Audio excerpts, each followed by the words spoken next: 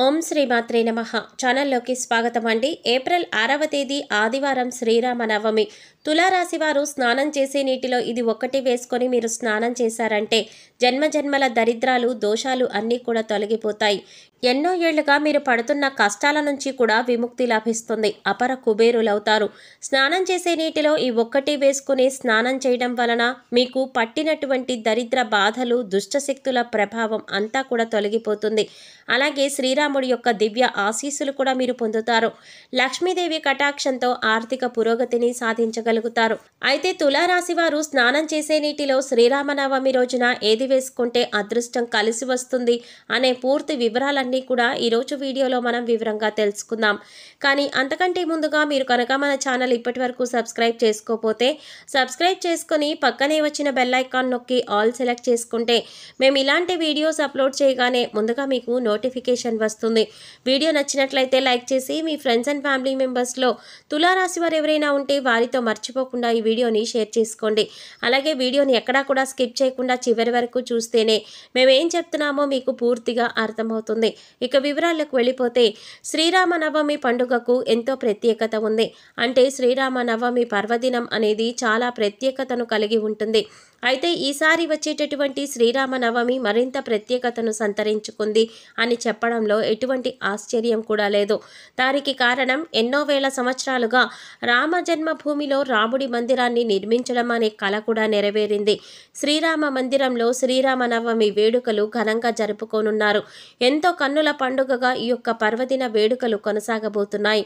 అయితే శ్రీరామనవమి నాడు తులారాశివారు స్నానం చేసే నీటిలో ఒక్కటి వేసుకొని స్నానం చేయటం వల్ల జన్మజన్మల దరిద్రం దుఃఖాలు అన్నీ కూడా తొలగిపోతాయి అని చెప్పడంలో ఎటువంటి సందేహం లేదు.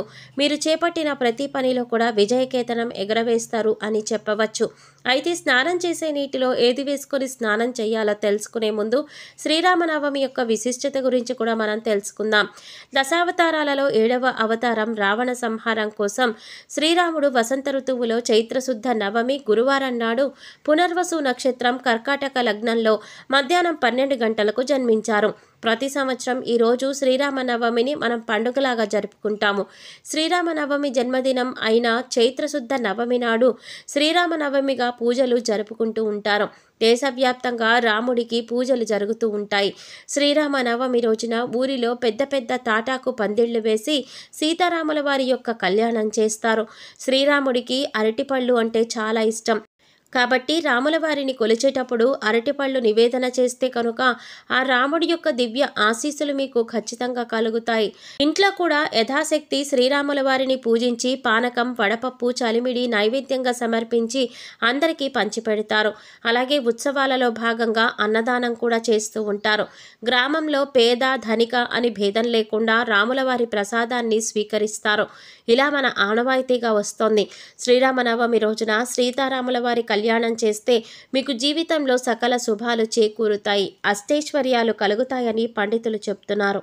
అయోధ్య రాజు అయిన దశరథుడు రాణి కౌసల్యలు జరిపిన పుత్రకామేష్టి యాగ ఫలితంగా కలిగిన సంతానం శ్రీరాముడు.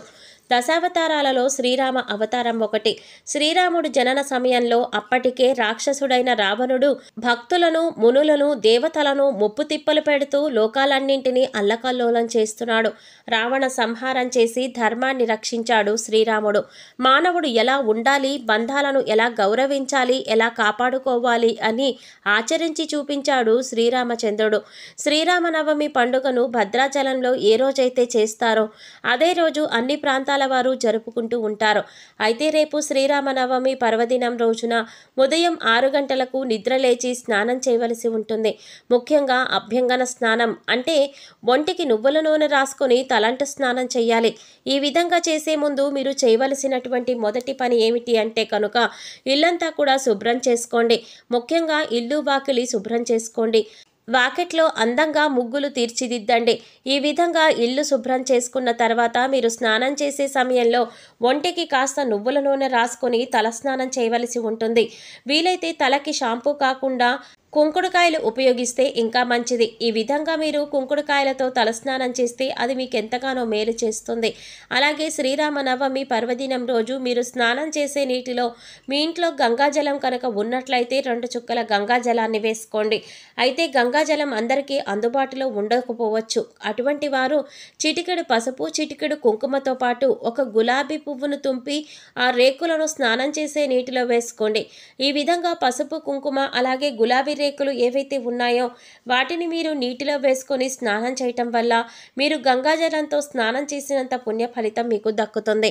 అలాగే వీలైన వారు నదీ స్నానం ఆచరించడం వల్ల కూడా మీకు మంచి జరుగుతుంది. జాగ్రత్తగా నదీ స్నానం చేస్తే కూడా శుభ ఫలితాలు కలుగుతాయి. ఎందుకంటే ఈ విధమైనటువంటి పర్వదినం రోజుల్లో నదీ స్నానం ఆచరించడం వల్ల విశేషమైన పుణ్య ఫలితాలు లభిస్తాయి.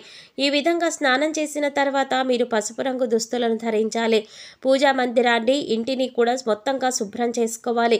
అలాగే ఇంటి గడపలను, పూజా మందిరం యొక్క గడపను కూడా పసుపు కుంకుమలతో అలంకరించాలి.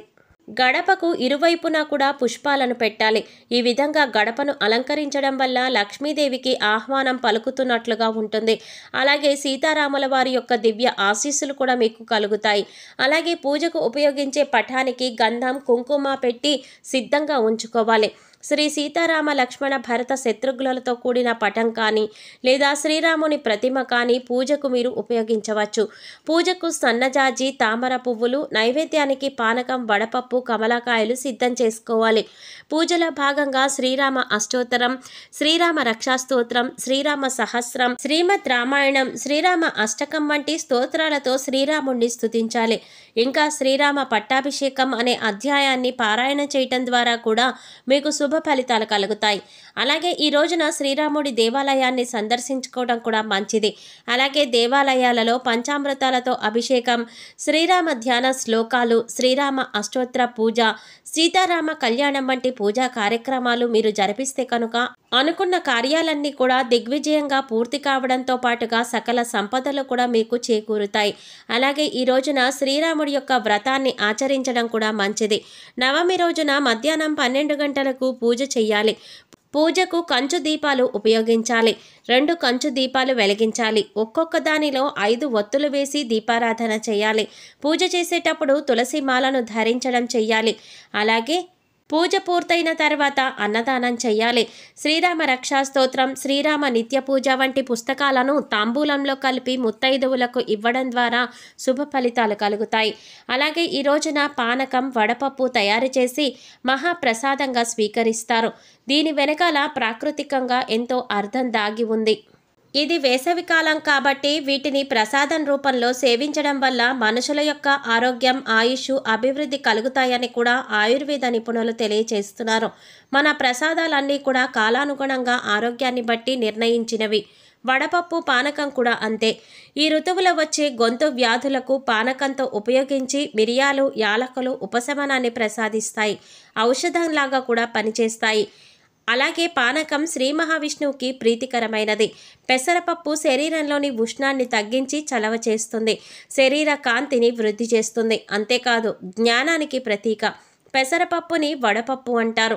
అంటే మండుతున్న ఎండల్లో వడకట్టకుండా వేడి నుండి కాపాడుతుందని అర్థం. పెసరపప్పు బుధగ్రహానికి ప్రీతిపాత్రమైనది కాబట్టి ఈ రోజున ఈ పానకం, వడపప్పు వీటిని రాముల వారికి నైవేద్యంగా సమర్పించి ప్రసాదంగా స్వీకరించడం వల్ల ప్రకృతిలో మార్పు వల్ల వచ్చే అనేక రకాల వ్యాధుల నుంచి కూడా ఉపశమనం పొందవచ్చు. చూశారు కదండి శ్రీరామనవమి యొక్క విశిష్టత ఏంటి. అలాగే ఇంత విశేషమైనటువంటి పర్వదినం రోజున తులారాశి వారు స్నానం చేసే నీటిలో ఏది వేసుకొని స్నానం చేయటం వల్ల సకల దోషాలు తొలగిపోతాయి, అష్టైశ్వర్యాలు కలుగుతాయి అనే అంశాలను ఈ వీడియోలో మనం వివరంగా తెలుసుకున్నాం కదా. ఈ వీడియో మీకు నచ్చినట్లయితే లైక్ చేయండి. మీ ఫ్రెండ్స్ అండ్ ఫ్యామిలీ మెంబర్స్లో తులారాశి వారు ఎవరైనా ఉంటే వారితో మర్చిపోకుండా ఈ వీడియోని షేర్ చేసుకోండి. అలాగే ఇప్పటి వరకు మన ఛానల్ కనుక సబ్స్క్రైబ్ చేసుకోకపోతే సబ్స్క్రైబ్ చేసుకొని పక్కనే వచ్చిన బెల్ ఐకాన్ నొక్కి ఆల్ సెలెక్ట్ చేసుకుంటే మేము ఇలాంటి వీడియోస్ అప్లోడ్ చేయగానే ముందుగా మీకు నోటిఫికేషన్ వస్తుంది. మరో చక్కటి వీడియోతో మళ్ళీ కలుద్దామండి. ఓం శ్రీమాత్రే నమః.